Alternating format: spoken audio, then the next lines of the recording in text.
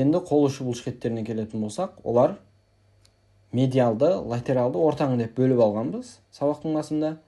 Медиалды бөлігіне тоқталатын боламыз қазір.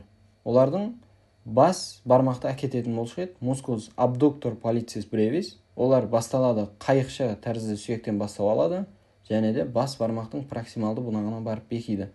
Олардың функциясы бас бармақты әкетеді.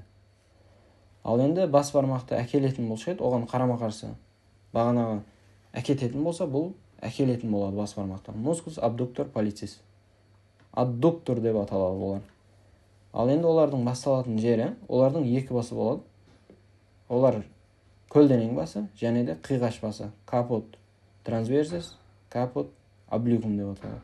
Көлденең басы үшінші алақан сүйегінің бастау алады, ал қиғаш басы басшы сүйек аймағынан бастау алады, яғни осы жерден бастау алады да бас бармақтың проксималды бунағының латералды жағына барып бекиді. Олардың функциясы бас бармақты әкелуге қатысады.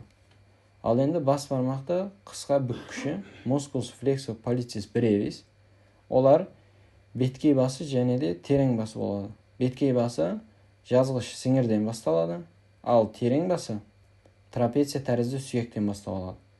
Және де олар бас бармақтың проксималды бунағының латералды жағына барып бекиді. Олардың функциясы бас бармақты бүгу. Одан кейін бас бармақты шынашыққа қарсы қоюшы бұлшықет мускулус аппоненс поллицис.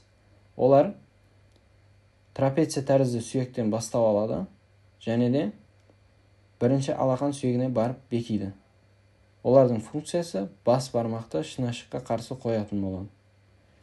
Ал енді шынашықты әкететін бұлшықет бұл латералды бөлігіне өтіп кеттік уже. Бұл латералды бөлігінде мускулус абдуктор дигити миними манус. Басталатын жері бұршақ тәрізді сүйектен бастау алады.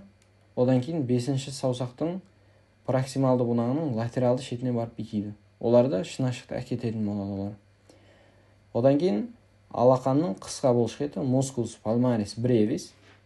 Олар бүккіш сіңірден, яғни осы жерден бүккіш сіңірден басталады да қол ұшының медиалды жиегіне барып бекиді. Олардың функциясы жиырылған кезде теріде қатпарлар түзетін болады.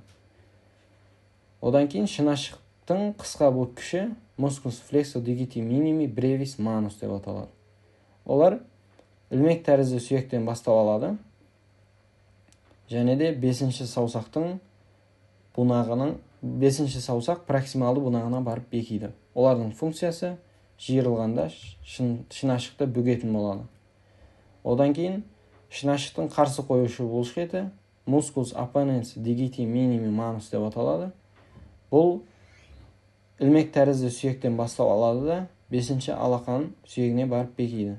Олардың функциясы шынашақ саусағын бас бармаққа қарсы қояды. Ал енді ортаңғы бөлімдеріне келетін болсақ, оларға мускулус люмбрисалис, яғни қазақша атауы құрт тәрізді бұлшықет. Олар сіңірлердің арасында орналасады. Олар алақан сүйектерінің бастарынан басталады. Алақан сүйектерінің бастарынан бастау алады да. Және де 2-ші, 5-ші саусақтың проксималды бунағының негізіне барып бекиді. Олардың функциялары проксималды бунақты бүгеді, ортаңғы дисталды бунақтан жазатын болады. Ал одан кейін алақанның сүйекаралық бұлшықеті мускулус интерсе пальмарис. Олар 3 бұлшықеттен тұрады, ал дорзалды бөлігі 4 бұлшықеттен тұрады. Ал енді бұл алақанның сүйекаралық бұлшықеті алақан сүйегінен бастау алады да, және де проксималды бунақтарға басына барып бекитін болады. Олардың функциясы саусақтарды ортаға әкелу болып табылады. Сыртқы сүйекаралық бұлшықет мускулус интерсе дорзалис. Олар алақанның сүйегінен бастау алады, және де проксималды бунаққа барып бекиді. Олардың функциясы саусақтарды ортадан әкетеді. Яғни алақандық бөлігі әкелетін болса, дорзалды бөлігі әкететін болады. Осымен сабағымыз аяқталды. Көргендеріңіз үшін рахмет.